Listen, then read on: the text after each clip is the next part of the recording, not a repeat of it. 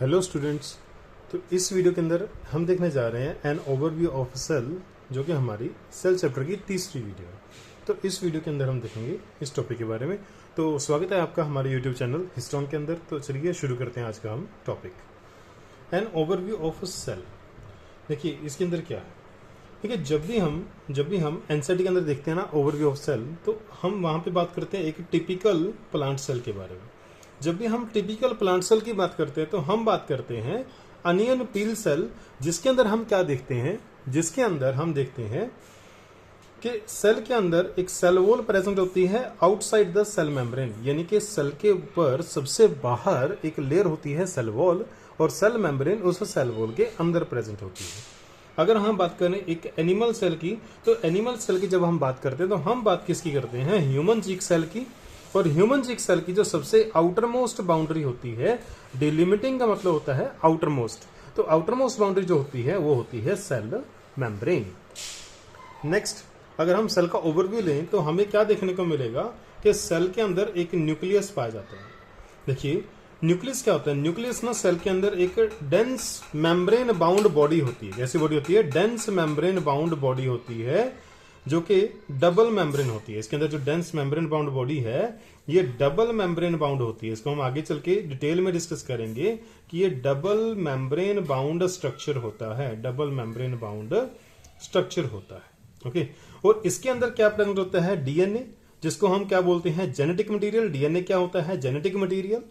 और ये किसकी फॉर्म में होता है, ये क्रोमोसोम की फॉर्म में एग्जिस्ट करता है इनसाइड द न्यूक्लियस। ध्यान रखना इस बात का कि जो न्यूक्लियस होता है वो प्रोकैरियोटिक सेल के अंदर प्रेजेंट नहीं होता। There is no nucleus inside the prokaryotic cells. Next topic है हमारा साइटोप्लाज्म। देखिए मान लो कि ये हमारा सेल है। अब सेल के अंदर यहाँ पे जितना भी स्पेस है, सेल के अंदर यहाँ पे जितना भी स्पेस प्रेजेंट है, इस पूरे स्पेस के अंदर आपको एक सेमी फ्लूइड मैट्रिक्स देखने को मिलेगा। ठीक है, जिसको हम क्या बोलते हैं, साइटोप्लाज्म। उस सेमी फ्लूइड सब्सटेंस को, उस सेमी फ्लूइड मैट्रिक्स को क्या बोला जाता है, साइटोप्लाज्म बोला जाता है। ओके, ये साइटोप्लाज्म क्या होता है, देखिए इसकी इंपॉर्टेंस क्या है। हमारे सेल के अंदर जितनी भी मेटाबॉलिक रिएक्शंस होती हैं वो सारी की सारी कहां पे होती हैं, साइटोप्लाज्म में। कहां होती हैं वो, साइटोप्लाज्म में होती हैं। और ये मेटाबॉलिक रिएक्शंस क्या होती हैं, जितनी भी बायोकेमिकल रिएक्शन होती हैं हमारी बॉडी के अंदर या हमारे सेल के अंदर, उनको मेटाबॉलिक रिएक्शंस बोलते हैं। अगर मेटाबॉलिक रिएक्शन एग्जिस्ट करेंगी तो भी हम बोलेंगे कि सेल लिविंग स्टेट में एग्जिस्ट करेगा। तो सेल को लिविंग स्टेट में एग्जिस्ट करने के लिए मेटाबॉलिक रिएक्शंस का होना बहुत जरूरी है। मेटाबॉलिक रिएक्शंस का होना बहुत जरूरी है। बिना मेटाबॉलिक रिएक्शंस के हमारा जो सेल है वो लिविंग नहीं हो सकता। सो मेटाबॉलिक रिएक्शंस इसेंशियल होती हैं to keep the cell in living state. और ये मेटाबॉलिक रिएक्शंस होती कहां पे हैं, ये इसका मेन एरिया होता है साइटोप्लाज्म। इसके अलावा ये आपको प्लांट सेल के अंदर, एनिमल सेल के अंदर और प्रोकैरियोटिक सेल के अंदर, सभी सेल के अंदर आपको साइटोप्लाज्म देखने को मिलेगा। नेक्स्ट टॉपिक, सेल ऑर्गेनेलिस की बात कर लेते हैं। क्योंकि यहाँ पे हम ओवरव्यू ले रहे हैं तो हम किसी भी ऑर्गेनेली को डिटेल में नहीं पढ़ने वाले, हम यहाँ पे जस्ट एक ओवरव्यू लेके चलेंगे। देखिए जो हमारे यूकैरियोटिक सेल होते हैं उनके अंदर मेम्ब्रेन बाउंड ऑर्गेनेलिस प्रेजेंट होते हैं, जैसे कि अगर हम बात करें endoplasmic reticulum, Golgi apparatus, lysosomes, vacuoles, mitochondria, chloroplast etcetera etcetera. यानी कि इनके अलावा भी कुछ मेम्ब्रेन बाउंड स्ट्रक्चर और non membrane bound cell organelles present होते हैं। इनको हम डिटेल में देखेंगे लेकिन नेक्स्ट टॉपिक के अंदर, नेक्स्ट वीडियोस के अंदर। हम यहाँ पे ओवरव्यू की बात कर रहे हैं जैसा कि एनसीईआरटी हमें बताती है। देखिए जो प्रोकैरियोटिक सेल होते हैं उनके अंदर मेम्ब्रेन बाउंड ऑर्गेनेलिस नहीं होते, उनके अंदर सिर्फ नॉन मेम्ब्रेन बाउंड ऑर्गेनेलिस होते हैं। यानी कि मेम्ब्रेन बाउंड ऑर्गेनेलिस उसके अंदर नहीं होते। तो अगर हम बात करें नॉन मेम्ब्रेन बाउंड ऑर्गेनेलिस की जो कि प्रोकैरियोटिक सेल के अंदर प्रेजेंट होते हैं, वो कौन कौन से होते हैं, या तो वो होते हैं राइबोसोम या फिर वो होते हैं इंक्लूजन बॉडीज। देखिए राइबोसोम जो होते हैं वो यूकैरियोटिक सेल के अंदर प्लस प्रोकैरियोटिक सेल के अंदर, और इसके अलावा अगर हम देखें यूकैरियोटिक सेल के अंदर क्लोरोप्लास्ट होते हैं। फॉर एग्जांपल प्लांट सेल के अंदर जो क्लोरोप्लास्ट होता है उसके अंदर आपको 70S राइबोसोम देखने को मिलेंगे। माइटोकॉन्ड्रिया के अंदर आपको 70S राइबोसोम देखने को मिलेंगे। और जो यूकैरियोटिक सेल के अंदर एंडोप्लाज्मिक रेटिकुलम होता है और उसके अंदर जो रफ एंडोप्लाज्मिक रेटिकुलम होता है उसकी सरफेस पे ऊपर भी आपको राइबोसोम देखने को मिलते हैं। और ध्यान रखना यहाँ पे कौन से होते हैं, यहाँ पे एटीएस राइबोसोम होते हैं। RER की सरफेस पे जो राइबोसोम है वो 70S नहीं होते, वो कौन से होते हैं, ATS। और क्लोरोप्लास्ट और माइटोकॉन्ड्रिया के अंदर जो राइबोसोम होते हैं वो कौन से होते हैं, वो 70S होते हैं। इसके ऊपर क्वेश्चन बनाया जा सकता है, आप खुद भी बना सकते हो और इसका ध्यान रखना है आपको। एनिमल सेल के अंदर एक और non membrane bound organelle present होता है जिसके ऊपर कोई मेम्ब्रेन की कवरिंग नहीं होती, उसका नाम होता है सेंट्रोसोम।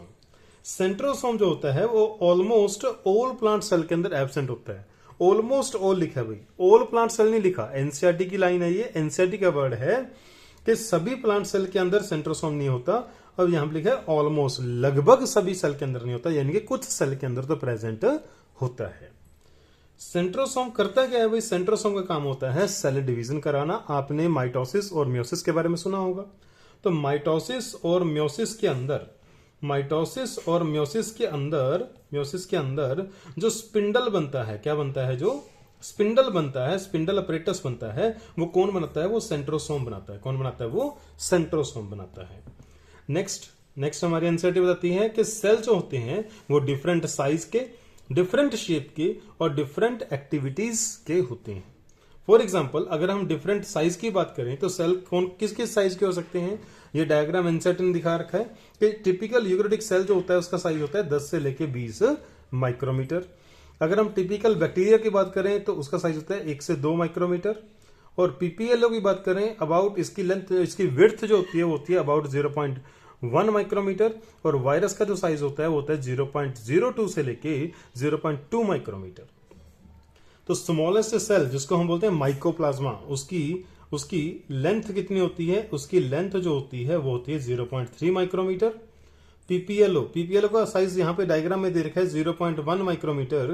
भाई ये एक्चुअली विड्थ है, ये एक्चुअली क्या है, ये एक्चुअली विड्थ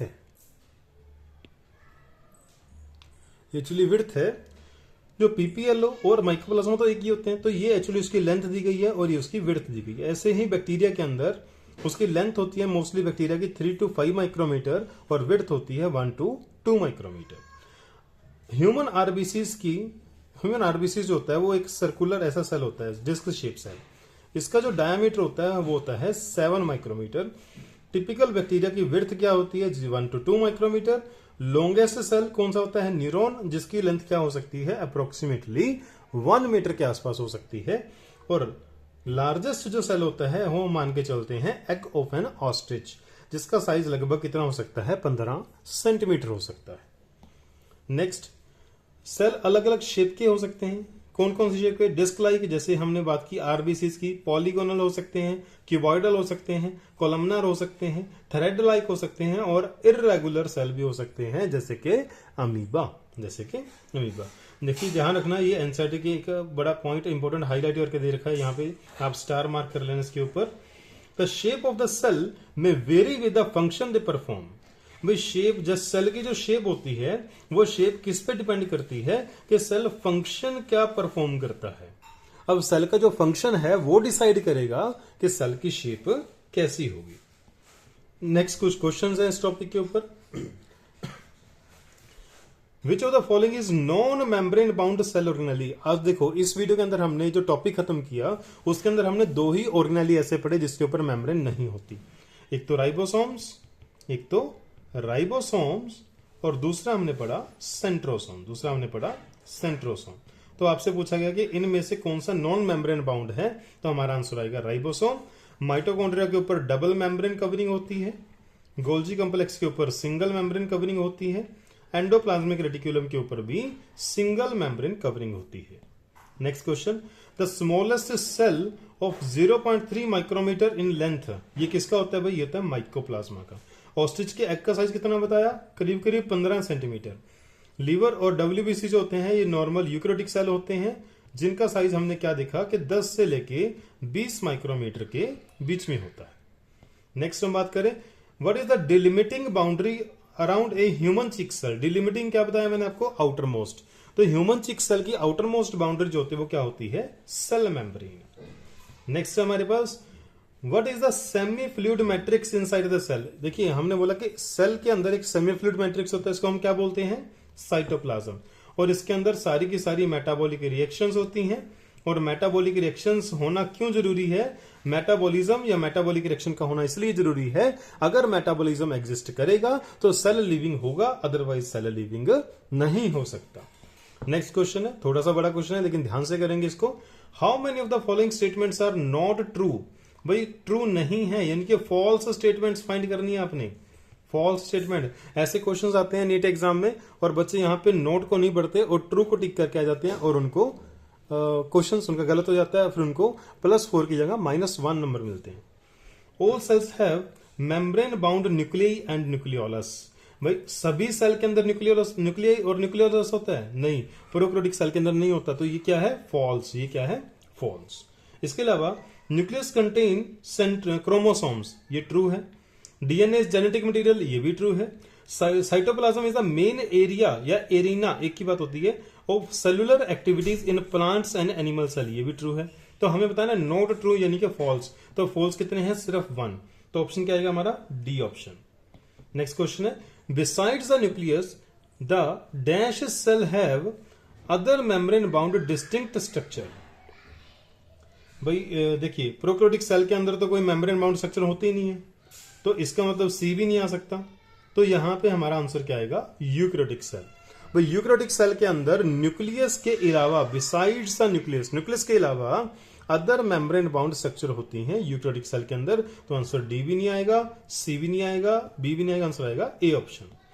नेक्स्ट है हमारे पास, what is the non membrane organelle present in both eukaryotic and prokaryotic. भाई ऐसा कौन सा ऑर्गेनेली है जो मेम्ब्रेन बाउंड नहीं है, यूकैरियोटिक और प्रोकैरियोटिक दोनों सेल के अंदर प्रेजेंट है। तो हमारा आंसर आएगा राइबोसोम 7ds टाइप।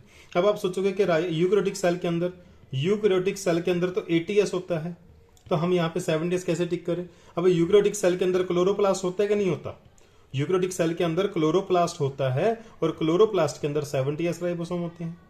और यूकैरियोटिक सेल के अंदर माइटोकॉन्ड्रिया भी होता है, माइटोकॉन्ड्रिया। अगर यूकैरियोटिक सेल के अंदर माइटोकॉन्ड्रिया होता है और माइटोकॉन्ड्रिया के अंदर 70s राइबोसोम होते हैं, तो भाई 70s राइबोसोम यूकैरियोटिक सेल के अंदर भी तो हो ना। अगर ये क्लोरोप्लास्ट और माइटोकॉन्ड्रिया इस सेल के अंदर है तो ये राइबोसोम भी तो सेल के अंदर आएंगे। तो हम डी ऑप्शन को टिक कर सकते हैं।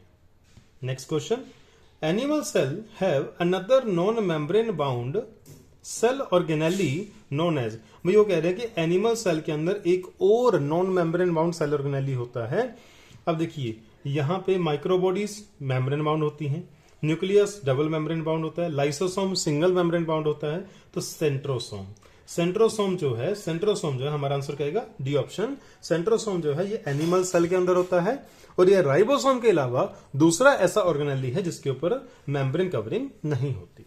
लास्ट क्वेश्चन इस वीडियो का, विच of the following is not incorrect. भाई नॉट इनकरेक्ट पूछा है, नॉट इनकरेक्ट का मतलब क्या हुआ, ये हमसे करेक्ट पूछ रहे हैं, ये हमसे क्या पूछ रहे हैं, ये हमसे करेक्ट पूछ रहे हैं।